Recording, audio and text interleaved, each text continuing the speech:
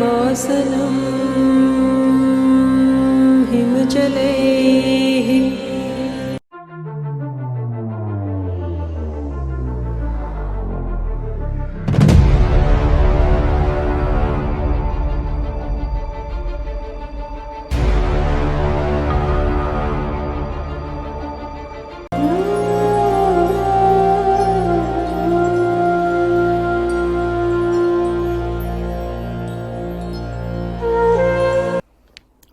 안녕하십니까. 바우다 자입니다. 반갑습니다.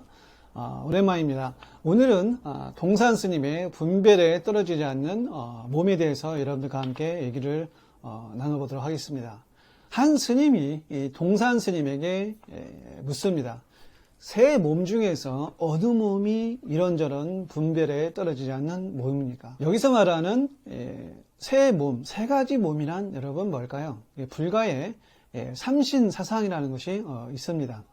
삼신은 세 가지 몸을 가리키는데 그 첫 번째가 비로자남을 청정법신이라고 그러죠.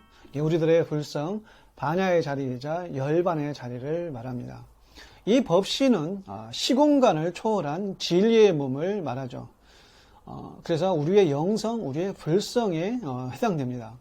두 번째가 이제 보신이죠. 보신은 생각과 감정의 몸을 말합니다. 우리들의 마음, 중생심 혹은 에고라고 볼 수가 있겠습니다.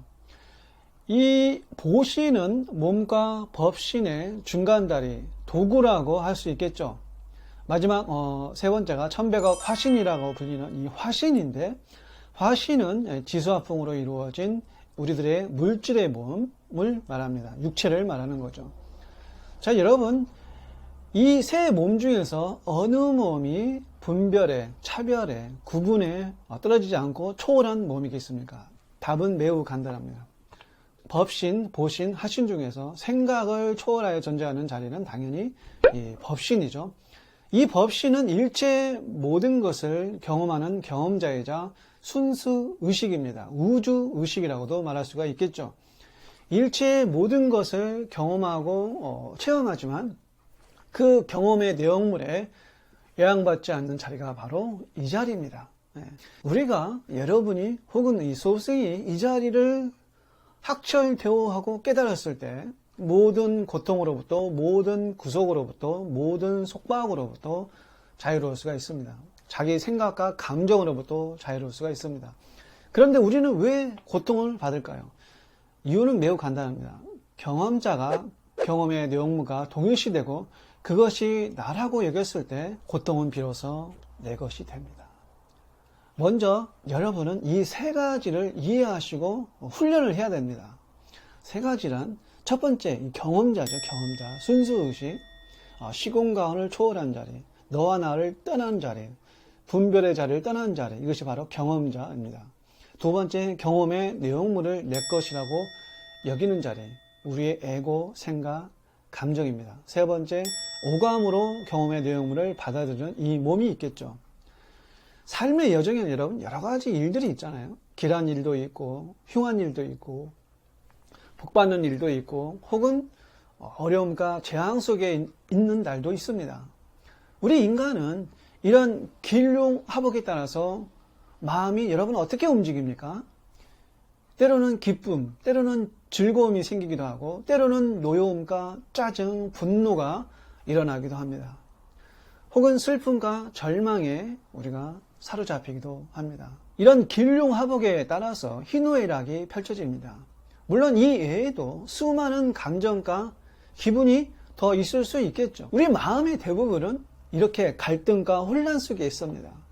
우리의 사고 방식은 선한 것과 악한 것, 혹은 옳은 것과 그른 것, 성스러운 것과 불경한 것, 가치 있는 것과 가치 없는 것 구분을 하죠.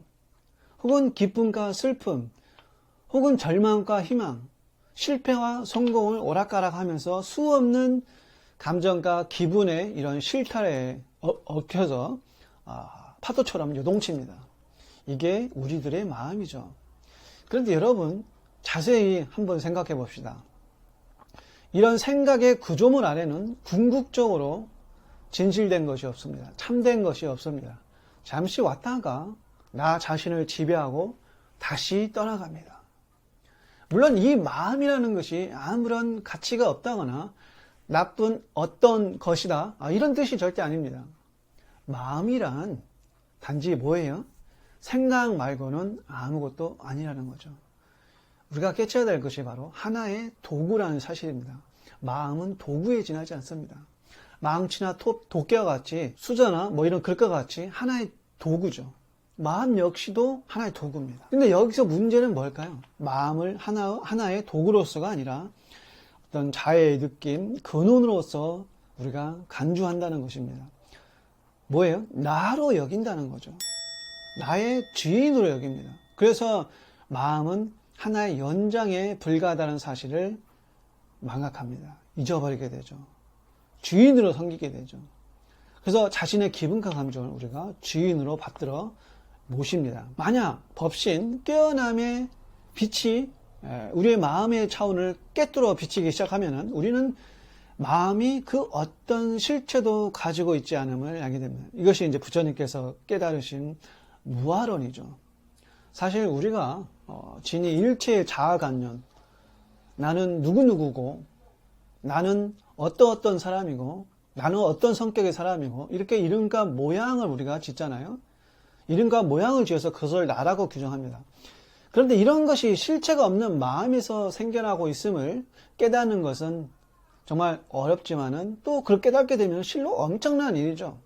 왜냐하면 우리 자신이라고 인식해온 그 자아라는 것이 사실은 그 어떤 실체도 없는 헛개비였음을 우리가 인식하는 것이기 때문이죠. 이것이 바로 내 안의 혁명이죠. 예.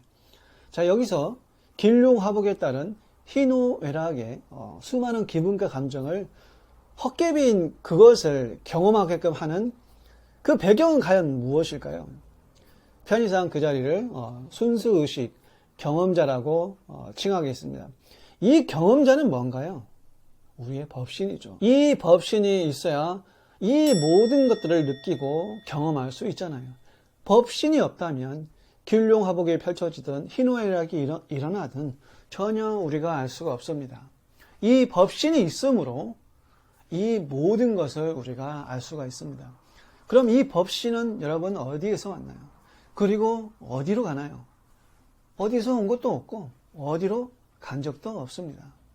어느 특정한 장소에 있는 것이 아니면서 모든 곳에 있습니다.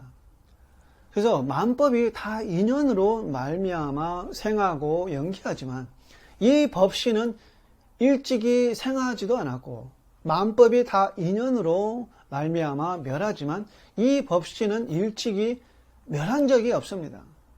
이 법신이 있으므로 우리가 웃고 울고 기뻐하고 즐거워하고 행복해하고 불행해합니다. 이 법신은 희노애락이 아니면서 그 어떤 기분이나 감정도 아닙니다. 그러면서 그 모든 감정과 기분을 다 느끼고 알아차립니다. 이 법신이 어느 특정의 감정이라면, 어느 특정의 기분이라면, 어느 특정의 생각만이라면 다른 감정과 다른 기분을 우리가 느끼거나 알아차릴 수가 없습니다. 그렇지 않나요? 그렇지 않습니까? 예를 들어서 과거에도 후하게 영상에서 얘기를 했지만 우리 눈이 그 어떤 색도 아니므로 모든 색을 볼 수가 있고 우리 귀가 그 어떤 소리도 아니므로 모든 소리를 들을 수가 있고 우리 혀가 그 어떤 맛도 아니므로 모든 맛을 느낄 수가 있잖아요. 여러분의 순수의식, 여러분의 불성, 여러분의 그 법신은 무생, 생한 바가 없지만 무소불생, 생하지 않는 바가 없는 작용이 있는 겁니다. 우리는 이 법신을 육군을 통해서 항상 쓰고 있다는 거예요. 이 법신은 행하고 머물고 앉고 눕는 가운데 항상 나를 따라옵니다. 한 번도 나를 따라한 적이 없습니다. 말하고 침묵하고 움직이며 고요한 가운데 또 항상 나타납니다. 그러나 우리는 그것을 쓰고 있지만 알지 못하고 이 법신이 나타나고 있지만 깨닫지 못하고 있습니다. 그래서 중생이죠. 경덕 전등록에 이런 문구가 있습니다. 어느 날 왕이 한 선사에게 묻습니다. 어떤 것이 부처입니까? 그러자 그 선사가 말하기를 자신의 성품을 보는 것이 부처입니다. 스승께서는 성품을 보았습니까? 나는 부처의 성품을 보았습니다. 그러자 왕이 묻습니다. 그럼 그 성품이 어느 곳에 있습니까? 그러니까 이 법신 불성이라는 것이 눈으로 보이지도 않고 잡을 수도 없고 소리로 알 수도 없고 생각으로 헤아릴 수가 없잖아요. 그런데 그러면 그 법신이 여러분 어느 곳에 있나요? 한번 생각해 보세요. 스승은 왕에게 말하기를 성품은 작용하는 데 있습니다 라고 말합니다. 작용하는 데 있다는 거예요. 왕이 다시 묻기를 어떻게 그럼 작용합니까? 나는 그것이 지금 보이지 않습니다. 지금 작용하는 것이 보이지만 왕은 스스로 보지 못하고 있습니다. 이렇게 이제 또 선사가 답변합니다. 지금 여러분 봐봐요. 이렇게 말하고 느끼고 듣고 하는 작용 가운데 그 법신이 있다는 얘기예요. 이 작용을 통해서 우리가 법신을 깨달을 수가 있다는 얘기죠. 뒤에 이어서 이제 개성으로 스승은 말하는데 이 법신이 나타나면은 8군데에 나타납니다. 첫 번째, 태에서 있으면 몸이라 하고, 두 번째, 세상에 자면 사람이라 이러한다. 세 번째, 눈에 있으면 본다 하고, 네 번째, 귀에 있으면 듣는다 하고, 다섯 번째, 코에 있으면 향기를 분별하고, 여섯 번째, 입이 있으면 말하고, 일곱 번째, 손이 있으면 잡고, 여덟 번째, 발에 있으면 걷는다. 여러분 이해하시겠습니까? 작용을 통해서 이 법신을 깨달을 수가 있다는 얘기죠. 과거에도 얘기했지만 공은 공만으로 그 공을 알 수가 없습니다. 공을 어떻게 알 수 있습니까? 색이 있으므로, 색이 나타남으로 그 색을 통해서 그 공을 유추할 수가 있는 거죠. 빅뱅이 있으므로 빅뱅 이전의 혼돈, 그러니까 무진공 급 무엇, 알 수 없음을 우리가 알 수 있는 거죠. 유의 작용이 있으므로 무의 본체를 우리가 알 수 있는 겁니다. 그래서 이로는 모든 부처와 아래로는 벌레와 동물의 일까지 모두가 하나의 법신에 작용된 모습이다. 옛말에 이르기를 푸르고 푸른 대나무도 모두 다 법신이요 빽빽하게 우겨진 누런 꽃도 반야 아닌 것이 없다고 했습니다. 이것은 바로 허공계에 두루 가득 찬 우리가 법신을 말하는 거죠. 풀 한 폭이 나무 한 그루까지도 모두 열애의 성품의 바다에서 있는 겁니다. 성품이 열애의 그 바다가 펼쳐진 거죠. 푸른 대나무는 물론 인연에 의해서 일어났다가 인연이 닿으면 멸하는 하나의 상이죠. 물질적인 거죠. 그러나 근원은 법신의 몸에서 나타나는 것이라는 거예요. 우리가 보는 해와 달, 산하 대지, 강가, 시내, 흰 구름과 무지개, 우주 만상 모두가 모두 법신의 나툼인 거죠. 그러나 이 법신은 청정에서 항상 고요하고 상이 없으므로 미하거나 또 어둡지 않습니다. 그러나 쓸 때는 천 가지, 만 가지에 나타나서 눈에 있으면 능히 보고 귀에 있으면 능히 듣는 겁니다. 몸에 있으면 능히 촉감, 느끼는 겁니다. 혀에 있으면 능히 맛을 보는 겁니다. 물론 보고 듣고 느끼고 아는 것에 속하지 않지만 또한 그것을 법신은 벗어나지도 않습니다. 다만 우리가 주의해야 할 것은 보고 듣고 느끼고 아는 것에 기반하여서 우리가 견해를 일으켜 집착하거나 고통받지 말아야 한다는 거죠. 근데 우리 중생은 그 반대를 하고 있죠. 생각해 보세요. 우리가 고통을 느끼는 이유가 여러분 뭔가요? 감정과 동일시되기 때문입니다. 생각과 동일시되기 때문입니다. 느낌이나 기분과 동일시되기 때문입니다. 우울함이 내가 아닌데, 슬픔이 내가 아닌데, 짜증이 내가 아닌데, 분노가 내가 아닌데, 그것과 동일시됨으로 우리가 업을 짓는 거예요. 여러분의 경험자는 그대로인데 경험의 내용물과 우리가 하나가 되는 겁니다. 반조해 보세요. 여러분의 지금의 나이가 어떻게 되는지 모르겠지만 지난 인생을 한번 우리가 돌아오자는 거죠. 많은 굴곡과 희노애락이 있지 않았습니까? 그죠? 여러분은 그것을 경험하였을 뿐 여러분의 경험자는 돌아보세요. 반조해 보세요. 그대로이지 않나요? 예. 그런데 우리가 생각과 감정을 내서 특정의 그 무엇과 동일시되므로 나는 이렇다. 나는 이런 사람이다. 나는 이런 성격이다. 규정해버리는 거예요. 예. 나는 여자다. 나는 누구의 아빠다. 나는 남자다. 나는 과장이다. 우리 중생은 이렇게 집착과 불면만상으로 우주 삼라만상이 모두 법신의 영계에서 살아나온 것임을 능히 간하지 못하는 거예요. 이러한 연유로 마음은 경계와 더불어서 일은 이치와 더불어 나의 법신은 몸과 더불어 즉 어묵동종 행주자라 그러죠. 더불어서 언융하게 하합하지 못하는 거죠. 그러니까 쓰임, 용, 현상에만 얽매이는 어떤 분별지착으로 모든 번뇌와 근심이 생겨나고 윤회가 그칠 날이 없는 거죠. 우리는 본래 세 가지 몸을 다 갖추고 있습니다. 우리의 자성이 여러분 청정법신이요. 우리의 지혜가 곧 보신이요. 우리의 말과 행동의 도와 덕을 지키면서 육바라밀을 행하는 것이 곧 화신입니다. 예. 삼신이 조화를 이루는 거죠. 고로 중생의 능의 이 불성을 깨닫는다면 그리고 삼신을 통해 드러나면 조그만한 초가집도 곧 법계의 궁전이 됩니다.